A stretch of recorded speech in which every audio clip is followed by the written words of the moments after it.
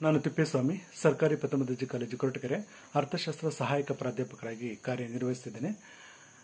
ಈ ಸಮಸೀಮಾಂತ ತುಷ್ಟಿಗುಣ ನಿಯಮಕ್ಕೆ ಸಂಬಂಧಪಟ್ಟಂತೆ ಈ ಸಮಸೀಮಾಂತ ತುಷ್ಟಿಗುಣ ನಿಯಮವನ್ನು ಯಾರು ಮೊದಲ ಬಾರಿಗೆ ಪ್ರತಿಪಾದಿಸಿದ್ದು ಎಚ್ ಗೋಸೈನ್ ರವರು.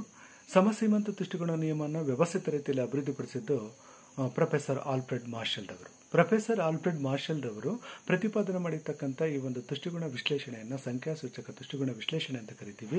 ಈ ಸಂಖ್ಯಾಸೂಚಕ ತುಷ್ಟಿಗುಣ ವಿಶ್ಲೇಷಣೆಯಲ್ಲಿ 3 ಪ್ರಮುಖ ನಿಯಮಗಳನ್ನು ನೋಡ್ತೀವಿ. ಆ ಒಂದು 3 ಪ್ರಮುಖ ನಿಯಮಗಳಲ್ಲಿ ಒಂದು ಇಳಿಮುಖ ಸೀಮಾಂತ ತುಷ್ಟಿಗುಣ ನಿಯಮ, ಎರಡನೇದಾಗಿ ಸಮಸೀಮಾಂತ ತುಷ್ಟಿಗುಣ ನಿಯಮ, ಮೂರನೇದಾಗಿ ಅನುಭೋಗಿ ಅಧಿಕ ತೃಪ್ತಿ ಸಿದ್ಧಾಂತ ಅಂತಕ್ಕಂಥ ಒಂದು 3 ನಿಯಮಗಳು. ಈಗಾಗಲೇ ನಾನು ಸಮಸೀಮಾಂತ ತುಷ್ಟಿಗುಣ ನಿಯಮ ಅನ್ನೋದ್ರ ಬಗ್ಗೆ ಹೇಳಿದ್ದೀನಿ. ಸಮಸೀಮಾಂತ ತುಷ್ಟಿಗುಣ ನಿಯಮ ಅಂದರೆ ಅನುಭೋಗಿ ತನ್ನ ಬಳಿ ಇರ್ತಕ್ಕಂಥ ಮಿತವಾಗಿರ್ತಕ್ಕಂಥ ಆದಾಯದಿಂದ ಸರಕು ಮತ್ತು ಸರಕುಗಳನ್ನು ಕೊಳ್ತಕ್ಕಂಥ ಸಂದರ್ಭದಲ್ಲಿ, 2 ಸರಕುಗಳನ್ನು ಕೊಳ್ತಕ್ಕಂಥ ಸಂದರ್ಭದಲ್ಲಿ ಅವನು ಏನು ಆದಾಯವನ್ನು ವೆಚ್ಚ ಮಾಡ್ತಾನಲ್ಲ, ಆ ಸರಕುಗಳಿಂದ ಲಭ್ಯವಾಗ್ತಕ್ಕಂಥ ಸೀಮಾಂತ ತುಷ್ಟಿಗುಣ ಸಮನಾಗೋ ರೀತಿ ಹಣವನ್ನು ವೆಚ್ಚ ಮಾಡಿದಾಗ ಆ ಸರಕುಗಳಿಂದ ಲಭ್ಯವಾಗ್ತಕ್ಕಂಥ ಒಟ್ಟು ತುಷ್ಟಿಗುಣ ಗರಿಷ್ಠ ಮಟ್ಟದಲ್ಲಿರುತ್ತೆ. ಇದನ್ನು ಸಮಸೀಮಾಂತ ತುಷ್ಟಿಗುಣ ನಿಯಮ ಅಂತ ಕರೀತಾರೆ. ಈ ಸಮಸೀಮಾಂತ ತುಷ್ಟಿಗುಣ ನಿಯಮವನ್ನು ಕಳೆದ ಸ್ಲೈಡಲ್ಲಿ ಪಟ್ಟಿಯ ಸಮೇತ ಮತ್ತು ಹಾಗೆಯೇ ಈ ಒಂದು ರೇಖಾಚಿತ್ರದ ಮೂಲಕ ನಾನು ವಿವರಣೆಯನ್ನು ನೀಡಿದ್ದೀನಿ. ಈಗ ಈ ಒಂದು ಸಮಸೀಮಾಂತ ತುಷ್ಟಿಗುಣ ನಿಯಮದ ಪ್ರಾಕ್ಟಿಕಲ್ ಇಂಪಾರ್ಟೆನ್ಸ್ ಏನನ್ನೋದನ್ನು ನೋಡಬೇಕಾಗುತ್ತೆ. So practical importance of the law. According to professor Alfred Marshall, the application of this principle extend over almost every field of economic enquiry. ಪ್ರತಿಯೊಂದು ಕ್ಷೇತ್ರದಲ್ಲೂ ಕೂಡ ಈ ಒಂದು ಸಮಸೀಮಾಂತ ತುಷ್ಟಿಗುಣವನ್ನು ನೋಡ್ಬೋದು ಅಂತ ಅಂದ್ಬಿಟ್ಟು ಪ್ರೊಫೆಸರ್ ಆಲ್ಫ್ರೆಡ್ ಮಾರ್ಷಲ್ ಅವರು ಹೇಳ್ತಾರೆ. ಈ ಒಂದು ಪ್ರಾಕ್ಟಿಕಲ್ ಇಂಪಾರ್ಟೆನ್ಸ್ ಅಂತಂದರೆ ಇದರ ಮಹತ್ವ ಏನು, ಸಮಸೀಮಾಂತ ತುಷ್ಟಿಗುಣ ನಿಯಮದ ಮಹತ್ವ ಏನು, ಇದರ ಪ್ರಾಯೋಗಿಕ ಮಹತ್ವ ಏನು ಅನ್ನೋದನ್ನು ನೋಡ್ತಕ್ಕಂಥ ಸಂದರ್ಭದಲ್ಲಿ ಬೇಸಿಸ್ ಆಫ್ ಕನ್ಸ್ಯೂಮರ್ ಎಕ್ಸ್ಪೆಂಡಿಚರ್, ಅನುಭೋಗಿಯ ಈ ಒಂದು ವೆಚ್ಚಕ್ಕೆ ಅನುಭೋಗಿ ತಾನು ಹೇಗೆ ಹಣವನ್ನು ವೆಚ್ಚ ಮಾಡ್ತಾನೆ ಅದಕ್ಕೆ ಪೂರಕವಾಗಿರ್ತಕ್ಕಂಥ ಮಾಹಿತಿಯನ್ನು ಅಥವಾ ಆಧಾರವನ್ನು ನೀಡುತ್ತೆ ಯಾವುದು, ಸಮಸೀಮಾಂತ ತುಷ್ಟಿಗುಣ ನಿಯಮ.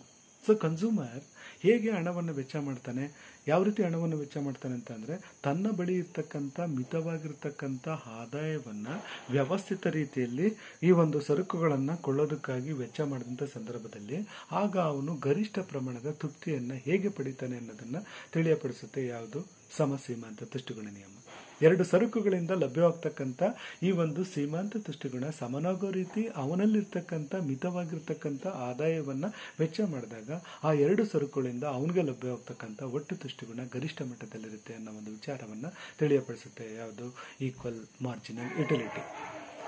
In the field of production, ಉತ್ಪಾದನಾ ವ್ಯವಸ್ಥೆಯಲ್ಲಿ ಕೂಡ ಈ ಒಂದು ನಿಯಮ ಸಹಾಯಕಾರಿಯಾಗಿದೆ ಅಂತ ನಾವು ಹೇಳ್ಬೋದು. ಉತ್ಪಾದನೆ ಅಂತಂತಂದರೆ ಒಬ್ಬ ಪ್ರೊಡ್ಯೂಸರ್ ಹೇಗೆ ಈ ಒಂದು ಉತ್ಪಾದನಾಂಗಗಳನ್ನು ವ್ಯವಸ್ಥಿತ ರೀತಿಯಲ್ಲಿ ಉತ್ಪಾದನಾ ಚಟುವಟಿಕೆಯಲ್ಲಿ ಸಂಯೋಜನೆ ಮಾಡಿ ಗರಿಷ್ಠ ಪ್ರಮಾಣದ ಲಾಭವನ್ನು ಹೇಗೆ ಪಡಿತಾನೆ ಅನ್ನೋದನ್ನು ತಿಳಿಯಪಡಿಸುತ್ತೆ ಯಾವುದು, ಸಮಸೀಮಾಂತ ತುಷ್ಟಿಗುಣ ನಿಯಮ. ಸೊ ಉತ್ಪಾದನಾಂಗಗಳು ಅಂತಂದರೆ ಭೂಮಿ, ಶ್ರಮ, ಬಂಡವಾಳ ಮತ್ತು ಸಂಘಟನೆ, ಈ 4 ಉತ್ಪಾದನಾಂಗಗಳನ್ನು ವ್ಯವಸ್ಥಿತ ರೀತಿಯಲ್ಲಿ ಉತ್ಪಾದನಾ ಚಟುವಟಿಕೆಯಲ್ಲಿ ಸಂಯೋಜನೆ ಮಾಡಿ ಆ ಒಂದು ಉತ್ಪಾದನಾಂಗಗಳ ಸೀಮಾಂತ ಉತ್ಪಾದಕತೆ ಸಮನಾಗೋ ರೀತಿ ಅವುಗಳನ್ನು ಉತ್ಪಾದನಾ ಚಟುವಟಿಕೆಯಲ್ಲಿ ಸಂಯೋಜನೆ ಮಾಡಿದಂಥ ಸಂದರ್ಭದಲ್ಲಿ ಆಗ ಅವನು ಗರಿಷ್ಠ ಪ್ರಮಾಣದ ಈ ಒಂದು ಉತ್ಪಾದನೆಯನ್ನು ಪಡೆದು ಗರಿಷ್ಠ ಪ್ರಮಾಣದ ಲಾಭವನ್ನು ಹೇಗೆ ಪಡ್ಕೊಳ್ತಾನೆ ಅನ್ನೋದ್ರ ಬಗ್ಗೆ ಮಾಹಿತಿಯನ್ನು ಒದಗಿಸಿಕೊಡುತ್ತೆ ಯಾವುದು, ಸಮಸೀಮಾಂತ ತುಷ್ಟಿಗುಣ ನಿಯಮ. ಹಾಗೆಯೇ in the field of exchange ಅಂತಂದರೆ ಪ್ರತಿಯೊಬ್ಬ ಗ್ರಾಹಕನು ಕೂಡ ಗರಿಷ್ಠ ಮಟ್ಟದ ತೃಪ್ತಿಯನ್ನು ಅವನು ಪಡಿಬೇಕಂತಂದರೆ ಅವನೇನು ಮಾಡಬೇಕು, ಕಡಿಮೆ ತುಷ್ಟಿಗುಣ ನೀಡ್ತಕ್ಕಂಥ ಸರಕನ್ನು ಹೆಚ್ಚು ತುಷ್ಟಿಗುಣ ನೀಡ್ತಕ್ಕಂಥ ಸರಕಿಗೆ ಬದಲಾಯಿಸಿಕೊಂಡಂಥ ಸಂದರ್ಭದಲ್ಲಿ, ಇದನ್ನು ನಾವೇನಂತ ಕರಿತೀವಿ, ಎಕ್ಸ್ಚೇಂಜ್ ಅಂತ ಕರಿತೀವಿ, ವಿನಿಮಯ ಮಾಡಿಕೊಂಡಂಥ ಸಂದರ್ಭದಲ್ಲಿ ಅವನು ಗರಿಷ್ಠ ಮಟ್ಟದ ತೃಪ್ತಿ ಅಥವಾ ತುಷ್ಟಿಗುಣವನ್ನು ಪಡ್ಕೊಳ್ಳೋದಕ್ಕೆ ಸಾಧ್ಯ ಆಗುತ್ತೆ. ಹೀಗೆ ವಿನಿಮಯ ವ್ಯವಸ್ಥೆಯಿಂದ ಹೇಗೆ ಒಬ್ಬ ಅನುಭೋಗಿ ಗರಿಷ್ಠ ಮಟ್ಟದ ತೃಪ್ತಿಯನ್ನು ಪಡೆದುಕೊಳ್ಳಬಹುದು ಅನ್ನೋದ್ರ ಬಗ್ಗೆ ಮಾಹಿತಿ ಅಥವಾ ಸಂದೇಶವನ್ನು ನೀಡುತ್ತೆ ಯಾವುದು, ಸಮಸೀಮಾಂತ ತುಷ್ಟಿಗುಣ ನಿಯಮ. ಹಾಗೆಯೇ ಸೇವಿಂಗ್ಸ್ ಅಂಡ್ ಕನ್ಸಂಪ್ಷನ್. ಸೊ ಸಮಾಜದಲ್ಲಿ ಅಥವಾ ಆರ್ಥಿಕ ವ್ಯವಸ್ಥೆಯಲ್ಲಿ ಉಳಿತಾಯ ಮತ್ತು ಅನುಭೋಗ ಅಂತಕ್ಕಂಥ 2 ಚಟುವಟಿಕೆಗಳೇನಿದ್ದಾವೆ ಇವು ಪ್ರಧಾನವಾಗಿರ್ತಕ್ಕಂಥ ಈ ಒಂದು ಆರ್ಥಿಕ ಚಟುವಟಿಕೆಗಳಂತ ನಾವು ಹೇಳ್ತೀವಿ. ಸೊ ಅನುಭೋಗಿ ತನ್ನ ಬಳಿ ಇರ್ತಕ್ಕಂಥ ಮಿತವಾಗಿರ್ತಕ್ಕಂಥ ಆದಾಯವನ್ನು ಹೇಗೆ ವ್ಯವಸ್ಥಿತ ರೀತಿಯಲ್ಲಿ ವೆಚ್ಚ ಮಾಡಿ ಗರಿಷ್ಠ ಪ್ರಮಾಣದ ತೃಪ್ತಿಯನ್ನು ಹೇಗೆ ಪಡ್ಕೊಳ್ತಾನೆ, ಅದ್ರ ಜೊತೆಗೆ ಭವಿಷ್ಯದಲ್ಲಿ ಕೂಡ ಈ ಒಂದು ತುಷ್ಟಿಗುಣ ಅಥವಾ ತೃಪ್ತಿಯನ್ನು ಹೊಂದೋದಕ್ಕಾಗಿ ಹೇಗೆ ಉಳಿತಾಯ ಮಾಡಬೇಕು ಅನ್ನೋದ್ರ ಬಗ್ಗೆನೂ ಕೂಡ ಸಂದೇಶವನ್ನು ನೀಡುತ್ತೆ ಯಾವುದು ಸೀಮಾಂತ ತುಷ್ಟಿಗುಣ ನಿಯಮ. ಹೀಗೆ ಸೇವಿಂಗ್ಸ್ ಮತ್ತು ಕನ್ಸಂಪ್ಷನ್ ಯಾವ ಈ ಒಂದು ಮಹತ್ವವನ್ನು ಪಡ್ಕೊಂಡಿದ್ದಾವೆ ಸಮಾಜದಲ್ಲಿ ಅನ್ನೋದ್ರ ಬಗ್ಗೆ ಮಾಹಿತಿಯನ್ನು ತಿಳಿಯಪಡಿಸುತ್ತೆ ಈ ಒಂದು ಸೀಮಾಂತ ತುಷ್ಟಿಗುಣ ನಿಯಮ. ಅದೇ ರೀತಿ ಡಿಟರ್ಮಿನಿಂಗ್ ಪ್ರೈಸಸ್, ಒಂದು ಸರಕಿನ ಬೆಲೆಯನ್ನು ನಿರ್ಧಾರ ಮಾಡ್ತಕ್ಕಂಥ ಸಂದರ್ಭದಲ್ಲಿ ಈ ಒಂದು ಉದ್ಯಮ ಸಂಸ್ಥೆಗಳ ಮಾಲೀಕರಿಗೆ ಈ ಒಂದು ನಿಯಮ ನೆರವಾಗುತ್ತೆ. ಸೊ ಪ್ರೊಡ್ಯೂಸರ್ಸ್ ಏನಿದಾರಲ್ಲ, ಆ ಒಂದು ಪ್ರೊಡ್ಯೂಸರ್ಸು ಅವರು ಸರಕುಗಳನ್ನು ಏನು ಉತ್ಪಾದನೆ ಮಾಡ್ತಾರಲ್ಲ, ಅವರು ಉತ್ಪಾದನೆ ಮಾಡ್ತಕ್ಕಂಥ ಸರಕಿಗೆ ಬೆಲೆಯನ್ನು ನಿಗದಿ ಮಾಡ್ತಕ್ಕಂಥ ಸಂದರ್ಭದಲ್ಲಿ, ಅವರು ಉತ್ಪಾದನೆ ಮಾಡ್ತಕ್ಕಂಥ ಸರಕುಗಳಿಗೆ ಬೆಲೆಯನ್ನು ನಿಗದಿ ಮಾಡ್ತಕ್ಕಂಥ ಸಂದರ್ಭದಲ್ಲಿ ಅವರು ಉತ್ಪಾದನೆ ಮಾಡ್ತಕ್ಕಂಥ ಸರಕಿನಿಂದ ಅನುಭೋಗಿಗಳು ಹೆಚ್ಚಿನ ಪ್ರಮಾಣದಷ್ಟು ತುಷ್ಟಿಗುಣವನ್ನು ಪಡ್ಕೊಂಡಿದ್ದೆ ಆದರೆ ಆಗ ಉತ್ಪಾದಕ ಅವನೇನು ಮಾಡ್ತಾನೆ, ಆ ಸರಕಿನ ಬೆಲೆಯನ್ನು ಹೆಚ್ಚು ಮಾಡ್ತಾನೆ. ಅದೇ ರೀತಿ ಒಬ್ಬ ಪ್ರೊಡ್ಯೂಸರು ಅವರು ಉತ್ಪಾದನೆ ಮಾಡ್ತಕ್ಕಂಥ ಸರಕಿನಿಂದ ಸಮಾಜದಲ್ಲಿರ್ತಕ್ಕಂಥ ಗ್ರಾಹಕರು ಕಡಿಮೆ ಪ್ರಮಾಣದಷ್ಟು ತುಷ್ಟಿಗುಣವನ್ನು ಪಡೆದಿದ್ದೆ ಆದರೆ ಆಗ ಆ ಉತ್ಪಾದಕ ಏನು ಮಾಡ್ತಾನೆ, ಆ ಸರಕಿನ ಬೆಲೆಯನ್ನು ಕಡಿಮೆ ಮಾಡ್ತಾನೆ. ಹೀಗೆ ಸೊ ಪ್ರೊಡ್ಯೂಸರ್ಸು ಅವರು ಉತ್ಪಾದನೆ ಮಾಡ್ತಕ್ಕಂಥ ಸರಕಿನ ಬೆಲೆಯನ್ನು ನಿರ್ಧಾರ ಮಾಡ್ತಕ್ಕಂಥ ಸಂದರ್ಭದಲ್ಲಿ ಈ ಒಂದು ನಿಯಮದ ಸಹಕಾರದಿಂದ ಅಥವಾ ನಿಯಮದ ಮಾರ್ಗದರ್ಶನದಿಂದ ಬೆಲೆಯನ್ನು ನಿರ್ಧಾರ ಮಾಡೋದಕ್ಕೆ ಸಾಧ್ಯ ಆಗುತ್ತೆ. ಹಾಗೆಯೇ in the field of distribution ಅಂತಾರೆ ಈ ಒಂದು ಆದಾಯದ ವಿತರಣೆ. ರಾಷ್ಟ್ರೀಯ ಆದಾಯದ ಸೃಷ್ಟಿಗೆ ಕಾರಣವಾಗಿರ್ತಕ್ಕಂಥ ಉತ್ಪಾದನಾಂಗಗಳಿಗೆ ರಾಷ್ಟ್ರೀಯ ಆದಾಯವನ್ನು ವ್ಯವಸ್ಥಿತ ರೀತಿಯಲ್ಲಿ ಹಂಚಿಕೆ ಮಾಡಬೇಕು ಅಂತಾರೆ ಈ ನಿಯಮದ ಸಹಕಾರವನ್ನು ಪಡಿಬೇಕಾಗುತ್ತೆ. ರಾಷ್ಟ್ರೀಯ ಆದಾಯದ ಸೃಷ್ಟಿಗೆ ಯಾರು ಕಾರಣ ಆಗಿರ್ತಾರೆ? ಉತ್ಪಾದನಾಂಗಗಳು ಕಾರಣ ಆಗಿದ್ದಾವೆ. ಉತ್ಪಾದನಾಂಗಗಳಾಗಿರ್ತಕ್ಕಂಥ ಭೂಮಿ, ಶ್ರಮ, ಬಂಡವಾಳ ಮತ್ತು ಸಂಘಟನೆ. ಸೊ ಒಟ್ಟು ರಾಷ್ಟ್ರೀಯ ಆದಾಯದ ಸೃಷ್ಟಿಯಲ್ಲಿ ಭೂಮಿಯ ಈ ಒಂದು ಸೀಮಾಂತ ಉತ್ಪಾದಕತೆ ಎಷ್ಟಿದೆ ಅದಕ್ಕೆ ತಕ್ಕಂತೆ ಈ ಒಂದು ಗಣಿಯನ್ನು ಹಂಚಿಕೆ ಮಾಡ್ತಕ್ಕಂಥದ್ದು. ಒಟ್ಟು ರಾಷ್ಟ್ರೀಯ ಆದಾಯದ ಸೃಷ್ಟಿಯಲ್ಲಿ ಈ ಒಂದು ಶ್ರಮದ ಸೀಮಾಂತ ಉತ್ಪಾದಕತೆ ಎಷ್ಟಿದೆ ಅದಕ್ಕೆ ತಕ್ಕಂತೆ ಈ ಒಂದು ಕೂಲಿಯನ್ನು ಹಂಚಿಕೆ ಮಾಡ್ತಕ್ಕಂಥದ್ದು. ಒಟ್ಟು ರಾಷ್ಟ್ರೀಯ ಆದಾಯದ ಸೃಷ್ಟಿಯಲ್ಲಿ ಈ ಒಂದು ಬಂಡವಾಳದ ಉತ್ಪಾದಕತೆ ಎಷ್ಟಿದೆ ಅದಕ್ಕೆ ತಕ್ಕಂತೆ ಬಡ್ಡಿಯನ್ನು ಹಂಚಿಕೆ ಮಾಡ್ತಕ್ಕಂಥದ್ದು. ಹಾಗೆಯೇ ಒಟ್ಟು ರಾಷ್ಟ್ರೀಯ ಆದಾಯದ ಸೃಷ್ಟಿಯಲ್ಲಿ ಈ ಒಂದು ಸಂಘಟನೆಯ ಪಾಲ ಅಥವಾ ಸಂಘಟನೆಯ ಪ್ರಭಾವ ಏನಿದೆ ಅದಕ್ಕೆ ತಕ್ಕಂತೆ ಈ ಒಂದು ಲಾಭವನ್ನು ಹಂಚಿಕೆ ಮಾಡ್ತಕ್ಕಂಥದ್ದು. ಹೀಗೆ ಸೊ ಒಟ್ಟು ರಾಷ್ಟ್ರೀಯ ಆದಾಯದ ಸೃಷ್ಟಿಗೆ ಕಾರಣವಾಗಿರ್ತಕ್ಕಂಥ 4 ಉತ್ಪಾದನೆಗಳಾಗಿರ್ತಕ್ಕಂಥ ಭೂಮಿಗೆ ಪ್ರತಿಫಲವಾಗಿ ಗೇಣಿಯನ್ನು, ಶ್ರಮಕ್ಕೆ ಪ್ರತಿಫಲವಾಗಿ ಕೂಲಿಯನ್ನು, ಬಂಡವಾಳಕ್ಕೆ ಪ್ರತಿಫಲವಾಗಿ ಬಡ್ಡಿಯನ್ನು, ಹಾಗೆಯೇ ಸಂಘಟನೆಗೆ ಪ್ರತಿಫಲವಾಗಿ ಲಾಭವನ್ನು ಹಂಚಿಕೆ ಮಾಡ್ತಕ್ಕಂಥ ಸಂದರ್ಭದಲ್ಲಿ ಈ ಒಂದು ನಿಯಮ ನೆರವಾಗುತ್ತೆ ಅಂತ ಹೇಳ್ಬೋದು. ಹಾಗೆಯೇ in the field of public finance, ಸಾರ್ವಜನಿಕ ಹಣಕಾಸು ಅಂತ ಕರೀತೀವಿ. ಸಾರ್ವಜನಿಕ ಹಣಕಾಸಿನ ಕ್ಷೇತ್ರದಲ್ಲಿ ಕೂಡ ಈ ನಿಯಮ ಹೆಚ್ಚು ಸಹಾಯಕಾರಿಯಾಗಿದೆ ಅಂತ ಹೇಳ್ಬೋದು. ಇಲ್ಲಿ ಸಾರ್ವಜನಿಕ ಹಣಕಾಸು ಅಂತಾರೆ ಸರ್ಕಾರದ ಪ್ರಾಧಿಕಾರಗಳ ಹಣಕಾಸಿನ ವ್ಯವಹಾರಗಳನ್ನು ಕುರಿತು ಅಧ್ಯಯನ ಮಾಡ್ತಕ್ಕಂಥ ಒಂದು ವಿಭಾಗವನ್ನು ನಾವೇನಂತ ಕರಿತೀವಿ, ಸಾರ್ವಜನಿಕ ಹಣಕಾಸು ಅಂತ ಕರಿತೀವಿ. ಇಲ್ಲಿ ಸರ್ಕಾರದ ಪ್ರಾಧಿಕಾರಗಳು ಅಂತಂದ್ರೆ ನಮ್ಮ ದೇಶ ಸಂಯುಕ್ತಾತ್ಮಕ ಸರ್ಕಾರ ವ್ಯವಸ್ಥೆ ಹೊಂದಿರತಕ್ಕಂಥ ದೇಶ ಆಗಿರೋದ್ರಿಂದ ಕೇಂದ್ರ ಸರ್ಕಾರ ಇದೆ, ರಾಜ್ಯ ಸರ್ಕಾರಗಳಿದ್ದಾವೆ, ಕೇಂದ್ರಾಡಳಿತ ಪ್ರದೇಶಗಳಿದ್ದಾವೆ.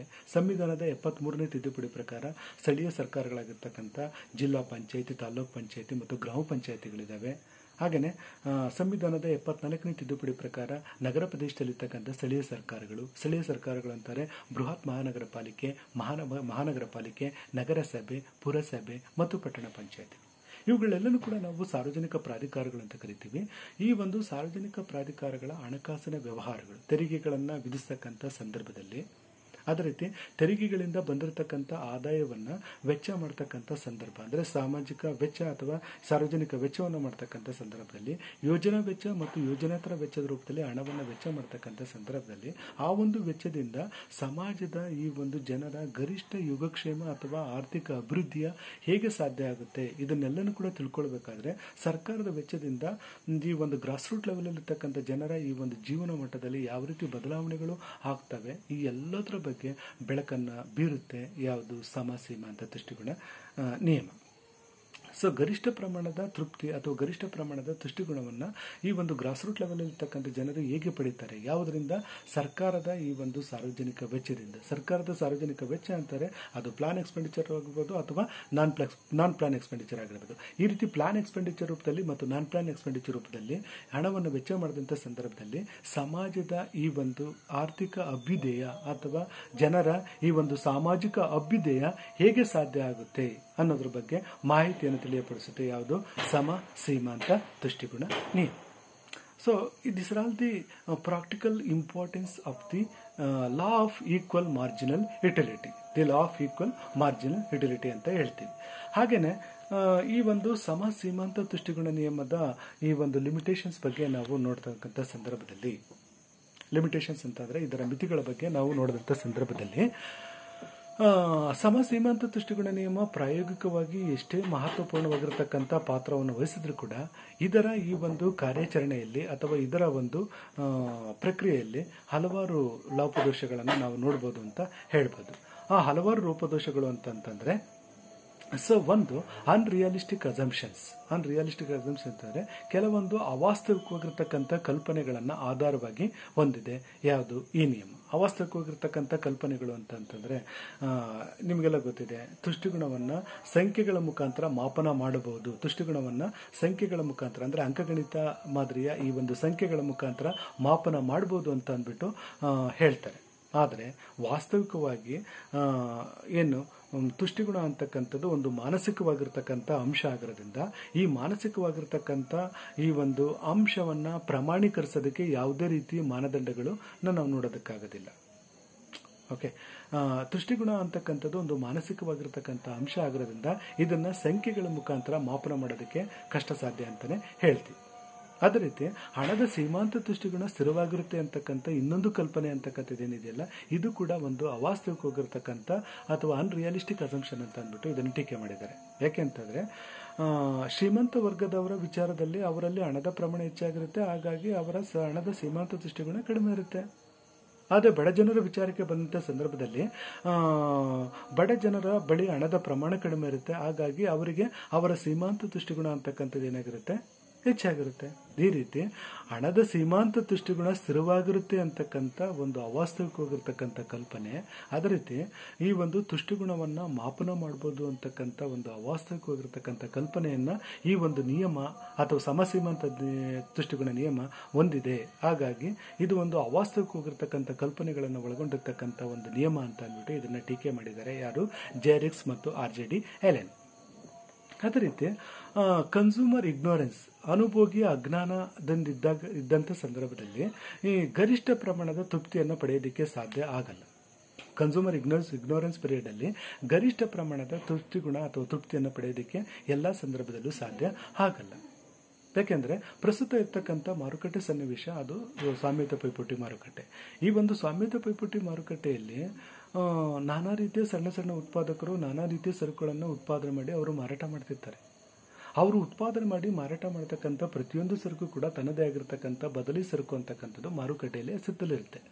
ಸೊ ಈ ರೀತಿ ತನ್ನದೇ ಆಗಿರ್ತಕ್ಕಂಥ ಬದಲಿ ಸರಕು ಅಂತಕ್ಕಂಥದ್ದು ಮಾರುಕಟ್ಟೆಯಲ್ಲಿ ಹೆಸರಲ್ಲಿದ್ದಾಗ ಆ ಯಾವ ಸರಕಿನಿಂದ ಎಷ್ಟು ತುಷ್ಟಿಗುಣ ಬರುತ್ತೆ, ಆ ಸರಕಿನ ಬೆಲೆ ಎಷ್ಟಿದೆ, ಆ ಸರಕಿಗೆ ನೀಡ್ತಕ್ಕಂಥ ಬೆಲೆ, ಆ ಸರಕಿನಿಂದ ಲಭ್ಯವಾಗತಕ್ಕಂಥ ಸೀಮಾಂತ ತುಷ್ಟಿಗುಣ ಇವುಗಳೆಲ್ಲನೂ ಕೂಡ ಕಂಪ್ಯಾರಿಸನ್ ಮಾಡೋದಕ್ಕೆ ಪ್ರತಿಯೊಬ್ಬ ಅನುಭವಿಗೂ ಸಾಧ್ಯ ಇಲ್ಲ. ಎಲ್ಲಾ ಸಂದರ್ಭದಲ್ಲೂ ಕೂಡ ಈ ಅನುಭವಿ ವಿಚಾರವಂತನಾಗಿರ್ತಾನೆ ಮತ್ತು ಅವನು ಏನು ಮಿತವಾಗಿರ್ತಕ್ಕಂಥ ಆದಾಯವನ್ನು ವೆಚ್ಚ ಮಾಡೋದ್ರಿಂದ ಗರಿಷ್ಠ ಪ್ರಮಾಣದ ಈ ಒಂದು ತುಷ್ಟಿಗುಣ ಅಥವಾ ತೃಪ್ತಿಯನ್ನು ಎಲ್ಲಾ ಸಂದರ್ಭದಲ್ಲಿ ಪಡಿತಾನೆ ಅಂತ ಹೇಳೋದಕ್ಕಾಗೋದಿಲ್ಲ.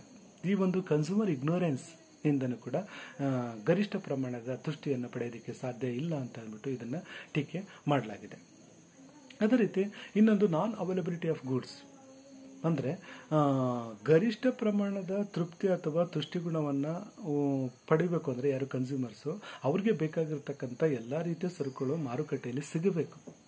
ಆ ರೀತಿ ಸಿಕ್ಕಾಗ ಅವನು ಮಿತವಾಗಿರ್ತಕ್ಕಂಥ ಆದಾಯವನ್ನ ವೆಚ್ಚ ಮಾಡಿ ಆ ಮುಖಾಂತರ ಗರಿಷ್ಠ ಮಟ್ಟದ ತುಷ್ಟಿಗುಣ ಅಥವಾ ತೃಪ್ತಿಯನ್ನು ಪಡೆಯೋದಕ್ಕೆ ಸಾಧ್ಯ ಆಗುತ್ತೆ. ಆದರೆ ವಾಸ್ತವಿಕವಾಗಿ ಅವನಿಗೆ ಬೇಕಾಗಿರ್ತಕ್ಕಂಥ ಸರಕುಗಳು ಮಾರುಕಟ್ಟೆಯಲ್ಲಿ ಸಿಗದೆ ಹೋದಾಗ ಆಗ ಗರಿಷ್ಠ ಪ್ರಮಾಣದ ತೃಪ್ತಿಯನ್ನು ಪಡೆಯೋದಕ್ಕೆ ಸಾಧ್ಯ ಆಗಲ್ಲ.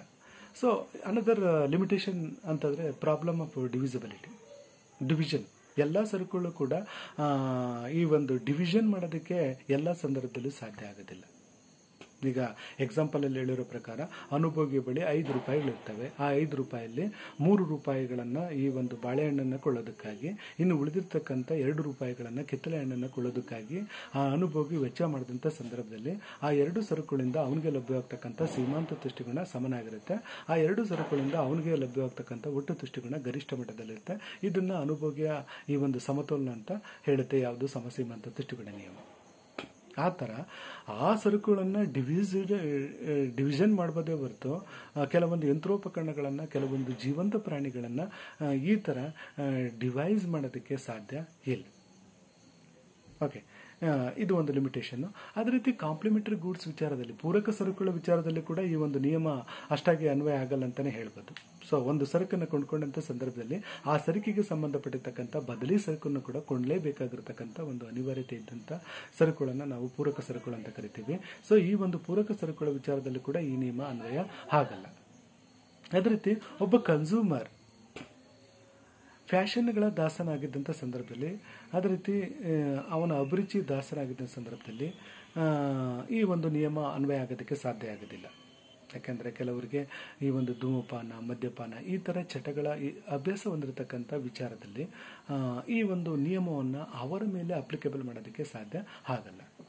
ಹಾಗೆಯೇ ಚೇಂಜಸ್ ಇನ್ ಅದರ್ ಥಿಂಗ್ಸ್, ಅನುಭೋಗಿಯ ಆಯ್ಕೆ ಮತ್ತು ಅಭಿರುಚಿ, ಅದೇ ರೀತಿ ಇತರೆ ವಸ್ತುಗಳ ಬೆಲೆಗಳು, ಸಂಬಂಧಿ ಸರಕುಗಳ ಬೆಲೆಗಳು, ಈ ಥರ ವಿಚಾರಗಳಲ್ಲಿ ಬದಲಾವಣೆ ಇರಲ್ಲ ಅಂತಕ್ಕಂಥ ಒಂದು ಭಾವನೆ ಅಥವಾ ಕಲ್ಪನೆಯನ್ನು ಈ ಒಂದು ನಿಯಮ ಹೊಂದಿದೆ. ಆದರೆ ಎಲ್ಲ ಸಂದರ್ಭದಲ್ಲೂ ಕೂಡ ಬೆಲೆಗಳಲ್ಲಿ ಸ್ಥಿರತೆ, ಸಂಬಂಧಿ ಸರಕುಗಳ ಬೆಲೆಗಳಲ್ಲಿ ಸ್ಥಿರತೆ, ಅನುಭೋಗಿ ಆಯ್ಕೆ ಮತ್ತು ಅಭಿರುಚಿ ಈ ಎಲ್ಲ ವಿಚಾರಗಳಲ್ಲಿ ಸ್ಥಿರತೆ ಇರುತ್ತೆ ಅಂತ ಹೇಳೋದಕ್ಕೆ ಸಾಧ್ಯ ಇಲ್ಲ.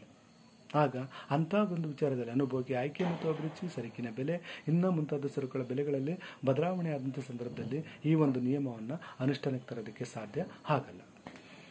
ಅದೇ ರೀತಿ ಈ ಒಂದು ಅಡ್ವರ್ಟೈಸ್ಮೆಂಟ್ ಆ್ಯಂಡ್ ಸೇಲ್ಸ್ಮ್ಯಾನ್ಶಿಪ್, ಈ ಅಡ್ವರ್ಟೈಸ್ಮೆಂಟು ಎಷ್ಟೇ ಅನುಭೋಗಿ ವಿಚಾರವಂತನಾಗಿದ್ರೂ ಕೂಡ ಅವನನ್ನು ಗರಿಷ್ಠ ಮಟ್ಟದ ತೃಪ್ತಿಯನ್ನು ಪಡ್ಕೊಳ್ಳೋದಕ್ಕೆ ಬಿಡೋದಿಲ್ಲ. ಯಾಕೆಂದರೆ ಪ್ರಸ್ತುತ ಇರ್ತಕ್ಕಂಥ ಮಾರುಕಟ್ಟೆ ಸನ್ನಿವೇಶ ಅಂತಾರೆ ನಾನು ಈಗಾಗಲೇ ಹೇಳಿರೋ ಪ್ರಕಾರ ಸ್ವಾಮ್ಯತ ಪೈಪೋಟಿ ಮಾರುಕಟ್ಟೆ. ಈ ಒಂದು ಸ್ವಾಮ್ಯತ ಪೈಪೋಟಿ ಮಾರುಕಟ್ಟೆಯಲ್ಲಿ ಪ್ರತಿಯೊಬ್ಬ ಪ್ರೊಡ್ಯೂಸರ್ಸು ನಾನಾ ರೀತಿಯ ಸರಕುಗಳನ್ನು ಉತ್ಪಾದನೆ ಮಾಡಿ ಮಾರಾಟ ಮಾಡ್ತಿರ್ತಾರೆ. ಅವರು ಉತ್ಪಾದನೆ ಮಾಡಿ ಮಾರಾಟ ಮಾಡ್ತಕ್ಕಂಥ ಪ್ರತಿಯೊಂದು ಸರಕು ಕೂಡ ತನ್ನದೇ ಆಗಿರತಕ್ಕಂಥ ಬದಲಿ ಸರಕು ಅಂತಕ್ಕಂಥದ್ದು ಮಾರುಕಟ್ಟೆಯಲ್ಲಿ ಅಸ್ತಿತ್ವದಲ್ಲಿರುತ್ತೆ. ಸೊ ಈ ರೀತಿ ಅಸ್ತಿತ್ವದಲ್ಲಿದ್ದಾಗ ಅವನು ಯಾವ ಸರಕುಗಳಿಂದ ಎಷ್ಟು ತುಷ್ಟಿಗುಣ ಬರುತ್ತೆ ಅನ್ನೋದನ್ನು ಲೆಕ್ಕಾಚಾರ ಮಾಡೋದಕ್ಕೆ ಸಾಧ್ಯ ಆಗೋದಿಲ್ಲ. ಸೊ ಇಂಥ ಒಂದು ಸಂದರ್ಭದಲ್ಲಿ ಪ್ರೊಡ್ಯೂಸರ್ಸ್ ಏನು ಮಾಡ್ತಾರೆ, ತಾನು ಉತ್ಪಾದನೆ ಮಾಡ್ತಕ್ಕಂಥ ಸರಕು ಹೆಚ್ಚು ಗುಣಮಟ್ಟ ಹೊಂದಿದೆ ಅನ್ನೋದ್ರ ಬಗ್ಗೆ ಏನು ಪ್ರಚಾರ ಮಾಡ್ತಾರೆ, ಜಾಹೀರಾತು ಮಾಡ್ತಾರೆ. ಸೊ ಈ ರೀತಿ ಜಾಹೀರಾತುಗಳಿಗೆ ಮಾರು ಹೋಗ್ಬಿಟ್ಟು ಕನ್ಸ್ಯೂಮರ್ಸ್ ಏನು ಮಾಡ್ತಾರೆ, ಅವನ ವಿಚಾರವಂತಿಕೆಯನ್ನು ಅಥವಾ ವಿಚಾರಶೀಲತೆಯನ್ನು ಕಳ್ಕೊಂಡು ಆ ಒಂದು ಸರಕುಗಳಿಗೆ ಮಾರು ಹೋಗ್ತಾರೆ. ಸೊ ಇಂಥ ಒಂದು ಸಂದರ್ಭದಲ್ಲಿ ಈ ಒಂದು ನಿಯಮದ ಹೇಳಿಕೆಗಳು ಸರಿ ಹೊಂದಲ್ಲ ಅಂತ ಹೇಳ್ಬೋದು. ಹಾಗೆಯೇ ಬೆಲೆಯಲ್ಲಿ ಸ್ಥಿರತೆ ಇರುತ್ತೆ ಅಂತಕ್ಕಂಥ ಒಂದು ವಿಚಾರ. ಸೊ ಎಲ್ಲ ಸಂದರ್ಭದಲ್ಲೂ ಕೂಡ ಬೆಲೆಗಳು ಸ್ಥಿರವಾಗಿರುತ್ತೆ ಅಂತ ಹೇಳೋಕ್ಕಾಗೋದಿಲ್ಲ. ಬೆಲೆಗಳಲ್ಲಿ ಅಸ್ಥಿರತೆಯನ್ನು ನೋಡ್ತೀವಿ. ಪೂರೈಕೆ ಕಡಿಮೆ ಆದಾಗ ಬೆಲೆ ಹೆಚ್ಚಾಗುತ್ತೆ. ಸೊ ಈ ಥರ ಬೆಲೆಗಳಲ್ಲಿ ಬದಲಾವಣೆ ಆದಂಥ ಸಂದರ್ಭದಲ್ಲಿ ಈ ಒಂದು ನಿಯಮ ಅನ್ವಯ ಆಗುತ್ತೆ. So this are all the limitations of the law of equal marginal utility. Okay, ಸಮಸೀಮಾಂತ ತುಷ್ಟಿಗುಣ ನಿಯಮ ಹಲವಾರು ಅವಾಸ್ತವಕ್ಕೆ ಹೋಗಿರ್ತಕ್ಕಂಥ ಕಲ್ಪನೆಗಳನ್ನು ಹೊಂದಿದೆ. ಅದೇ ರೀತಿ ಅನುಭೋಗಿ ಅಜ್ಞಾನ ಹೊಂದಿರತಕ್ಕಂಥ ಸಂದರ್ಭದಲ್ಲಿ ಈ ಒಂದು ನಿಯಮ ಅನ್ವಯ ಆಗಲ್ಲ. ಅನುಭೋಗಿಗಳಿಗೆ ಬೇಕಾಗಿರ್ತಕ್ಕಂಥ ಎಲ್ಲ ರೀತಿಯ ಸರಕುಗಳು ಮಾರುಕಟ್ಟೆಯಲ್ಲಿ ಸಿಗದೆ ಹೋದಾಗ ಕೂಡ ಈ ಒಂದು ನಿಯಮ ಅನ್ವಯ ಆಗಲ್ಲ. ಅದೇ ರೀತಿ ಎಲ್ಲ ರೀತಿಯ ಸರಕುಗಳನ್ನು ಕೂಡ ಈ ಒಂದು ವಿಭಜನೆ ಮಾಡೋದಕ್ಕೆ ಸಾಧ್ಯ ಆಗಲ್ಲ. ಪೂರಕ ಸರಕುಗಳ ವಿಚಾರದಲ್ಲಿ ಈ ಒಂದು ನಿಯಮ ಅನ್ವಯ ಆಗಲ್ಲ. ಅದೇ ರೀತಿ ಅನುಭೋಗಿ ಈ ಒಂದು ಫ್ಯಾಷನ್ಗಳ ದಾಸನಾಗಿದ್ದಂಥ ಸಂದರ್ಭದಲ್ಲಿ ಅಥವಾ ದುಶ್ಚಟಗಳ ದಾಸನಾಗಿದ್ದಂಥ ಸಂದರ್ಭದಲ್ಲಿ ಈ ಒಂದು ನಿಯಮವನ್ನು ಅನುಷ್ಠಾನಕ್ಕೆ ತರೋದಕ್ಕೆ ಸಾಧ್ಯ ಆಗೋದಿಲ್ಲ. ಅದೇ ರೀತಿ ಇತರೆ ಸ್ಥಿತಿಗತಿಗಳಲ್ಲಿ ಬದಲಾವಣೆ ಆದಂಥ ಸಂದರ್ಭದಲ್ಲಿ ಕೂಡ ಈ ಒಂದು ನಿಯಮ ಅನ್ವಯ ಆಗಲ್ಲ. ಆದರೆ ಕೆಲವೊಂದು ಸಂದರ್ಭದಲ್ಲಿ ಈ ಒಂದು ಪ್ರಚಾರಕ್ಕೆ ಮಾರು ಹೋಗ್ತಕ್ಕಂಥ ಒಂದು ಸನ್ನಿವೇಶ ಇರುತ್ತೆ. ಅಂಥ ಒಂದು ಸಂದರ್ಭದಲ್ಲೂ ಕೂಡ ಈ ಒಂದು ನಿಯಮ ಅನ್ವಯ ಆಗಲ್ಲ ಅಂತಲೇ ಹೇಳ್ಬೋದು. ಅದೇ ರೀತಿ ಬೆಲೆಯಲ್ಲಿ ಬದಲಾವಣೆ ಆದಂಥ ಸಂದರ್ಭದಲ್ಲೂ ಕೂಡ ಈ ಒಂದು ನಿಯಮವನ್ನು ಅನುಷ್ಠಾನಕ್ಕೆ ತರೋದಕ್ಕೆ ಸಾಧ್ಯ ಆಗಲ್ಲ. ಓಕೆ, ಇಷ್ಟು ಈ ಒಂದು ವಿಷಯಕ್ಕೆ ಸಂಬಂಧಪಟ್ಟಂತೆ ಅಂದರೆ ಸಮಸೀಮಾಂತ ತುಷ್ಟಿಗುಣ ನಿಯಮದ ಪ್ರಾಯೋಗಿಕ ಮಹತ್ವ ಏನು, ಹಾಗೆಯೇ ಸಮಸೀಮಾಂತ ತುಷ್ಟಿಗುಣ ನಿಯಮದ ಈ ಒಂದು ಮಿತಿಗಳು ಅಥವಾ ಲೋಪದೋಷಗಳು ಏನು ಅನ್ನೋದನ್ನು ಈ ಒಂದು ಪ್ರಸ್ತುತ ವಿಡಿಯೋದಲ್ಲಿ ನಾನು ಚರ್ಚೆ ಮಾಡಿದ್ದೀನಿ. Thank you.